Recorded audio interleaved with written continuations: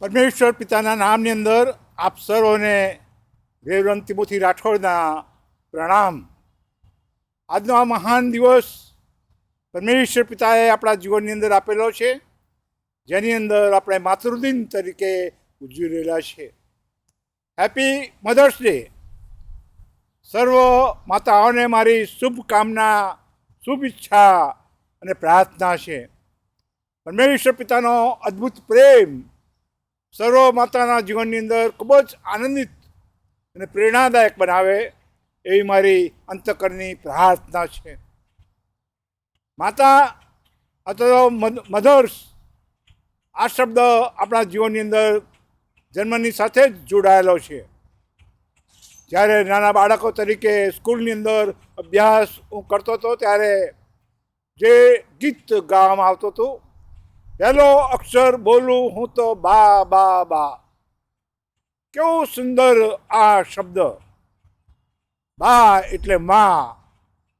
માં એ શબ્દ બાળકના મુખની ઉપર સર્વપ્રથમ આવે છે. માનો પ્રેમ અદ્ભુત પ્રેમ છે, મહાન પ્રેમ છે. માના જીવનની અંદર જ્યારે બાળક તરીકે પરમેશ્વર પિતા પૂરું પાડે છે, ત્યારે એના જીવનની અંદરના સર્વ કરતાં વધુ આનંદ ઉભરાતો રહે છે.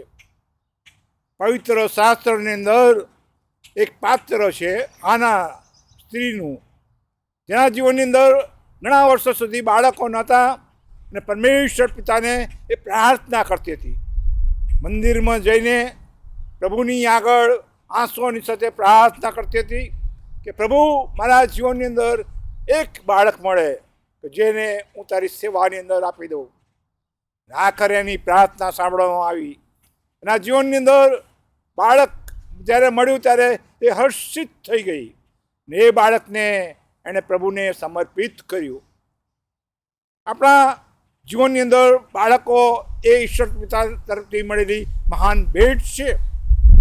ના ભેટને કેવી રીતે આપણે સાચવવી, આ ભેટનો કેવી રીતે ઉપયોગ કરવો, આ ભેટને કેવી રીતે મહાન કરવી, એની અંદર સૌથી મોટો ફાળો જો હોય તો એ માતાનો છે.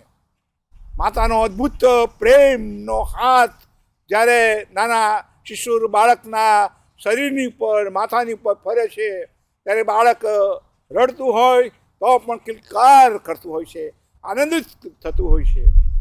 બાળક રડતું હોય ને માના ખાવડાની અંદર પોતાનું માથું મૂકે, એ સમયે જ્યારે પ્રેમનો હાથ એની પર ફરે ત્યારે બાળક રડતું શાંત થઈ જાય.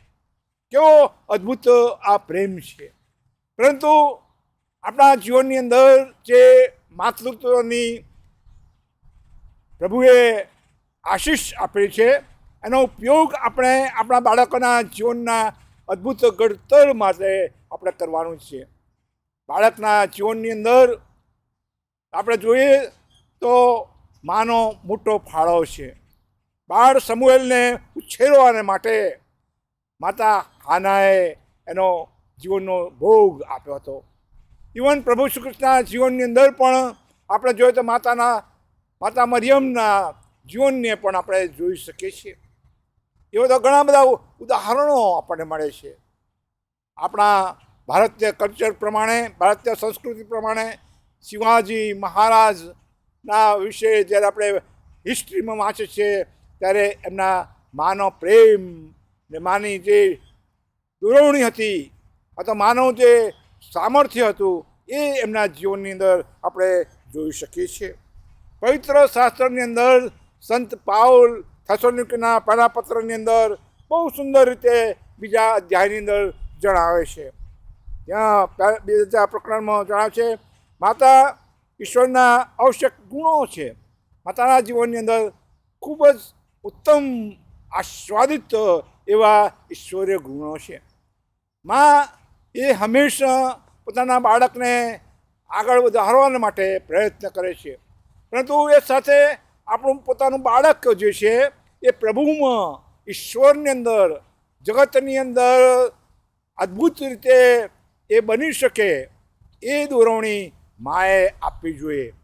માનો જે પ્રેમ છે બાળકના જીવનની અંદર આવે, એ પ્રેમ સમાજને માટે, દેશને માટે, પોતાના લોકોને માટે એ કરી શકે.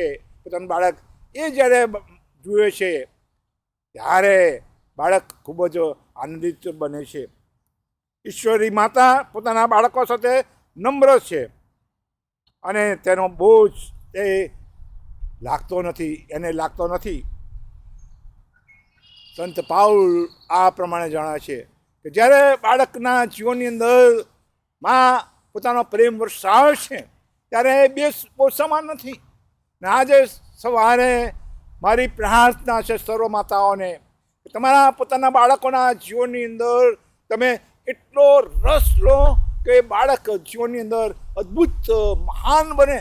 એટલું જ નહીં પરંતુ પ્રેમાળ, ઈશ્વર ભક્તિમય, સામર્થ્યવાન, પોતાના કુટુંબને માટે, પોતાના સમાજને માટે, પોતાના દેશને માટે અને વિશ્વને માટે શાંતિરૂપ પ્રેમ મૂર્તિ બને અને આસ્વાદિત બની શકે એવી મારી અંતકરની પ્રાર્થના આજે સવારે સર્વ માતાઓને માટે હું આપું છું. Happy mother's day. God bless you all mothers. Thank you.